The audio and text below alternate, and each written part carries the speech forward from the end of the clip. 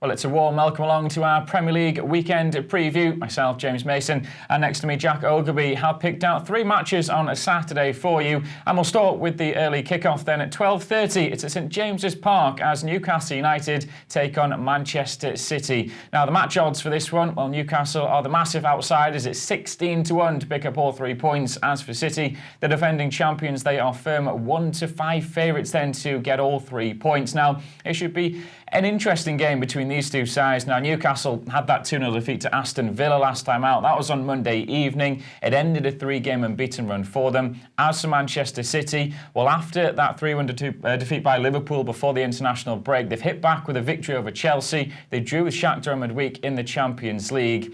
To be honest, I can't really say anything but a City win, but there's no value in that. But I think we're both looking at goals for this one. Yeah, well, I think a City win, both teams to score 17-10. I don't think you go far wrong there. I've been watching a lot of City recently, especially in midweek. I thought they were poor, actually. They're grinding out results at the moment. A lot of 2-1s. They were 1-1 in midweek. They can't keep a clean sheet.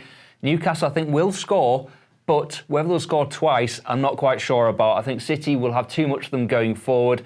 I think the City win, both teams to score. Yeah, I think I've had a look at over 3.5 goals, which is 23-20, which I don't think is a bad price. The reason for that is the last 14 meetings between these two sides in all competitions have produced 44 goals. So, of course, there is a lot of goals in this fixture now. I think Newcastle, like you, I think they'll score, but it's more in terms of their defenders will score, because that's where most of their goals have come from this season. In set pieces is where they're best at. We've already seen City with their defensive frailties at times as well, so I think that is where Newcastle could score, but I think City will probably rack up quite a few goals. We'll move from the St James's Park then over to one of the 3 p.m. games that we've taken a look at, as Chelsea are taking on West Ham United at Stamford Bridge. Now, the Blues are in cracking form at the moment against a side of West Ham that are in dire straits as things stand. Manuel Pellegrini is fighting for his job.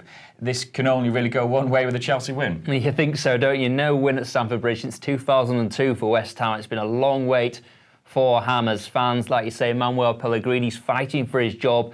He's got a big decision to make. No Lucas Fabianski still. Will Roberto start, or will David Martin get the nod between the posts? Roberto has struggled so much since coming into the side. It's no coincidence that they're on this run of 8 without a victory, and he's played in those games. And West Ham are in big trouble. I think they'll finish the weekend in the bottom 3, and the board will have a big call to make. Yeah, it will be a very big call. The sort of market I've looked at as an anytime goal scorer. Now, it looks as if Tammy Abraham will probably miss this game. He had that hip injury in midweek against Valencia, the 2-2 draw, but he went off. It's not as serious as they thought, but I think they'll let him rest over the weekend and bring him back for the week after. So Michy Batshuayi is probably the one that will come in. 10-11 to score any time. Don't think that's bad for the Belgian, who seems to be second favourite now to Abraham. Yeah, Olivier Giroud's kind of got off the radar, hasn't he, this season? It's strange because he's one of those players that I think us fans really rate. He's still playing for France every time they have the call-ups, but he just can't get a look in at Chelsea at the moment. I'm with you. I think Batshuayi will start as well. I fancy quite a comfortable Chelsea win. West Ham did lose 3-2 last time out against Spurs, but it would have been 3-0 really. Spurs totally took the foot off the gas. It's 7-1 for a 2-0 victory. I think that's probably about right with no Abraham. Yep, no, I'd agree with that one. Let's move on to the third and final game we've looked at then. Again, it's a 3 p.m. kickoff. This one comes in Lancashire as Burnley are taking on Crystal Palace. Turf Moor then, and well, once again, Sean Dyche is doing it with the Clarets. He's got them back up in the top half of the table. They're putting a good run of form together, back-to-back victories, both 3-0 victories as well. And I think we're both thinking that the Clarets will get a third win in a row. I do think so, yeah. They are the favourites. They ran about 5-4, and Palace, they've not won since beating West Ham at the start of October. They were even thought they could make a European push, wasn't there? But that seems to have gone to ground a bit. Burnley, 2 good wins against Watford and West Ham. 3-0, like you say, in the form of Ashley Barnes and Chris Wood. It can't be ignored.